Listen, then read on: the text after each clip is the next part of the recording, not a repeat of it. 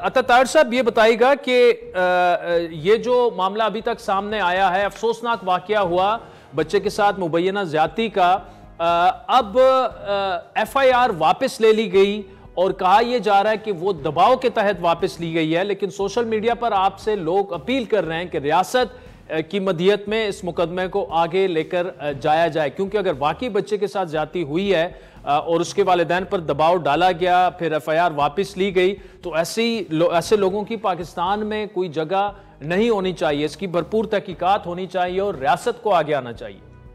मैं तो समझता हूं कि स्टेट की मुद्दत में ये मुकदमा दर्ज होना चाहिए और ये बच्चे के वर्सा को कतई हक हासिल नहीं होना चाहिए कि वो केस विड्रॉ करें या पर्चा वापस लें।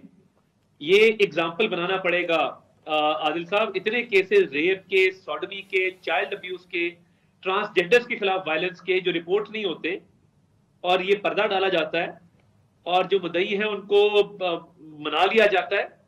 ये मामला नहीं चलना चाहिए।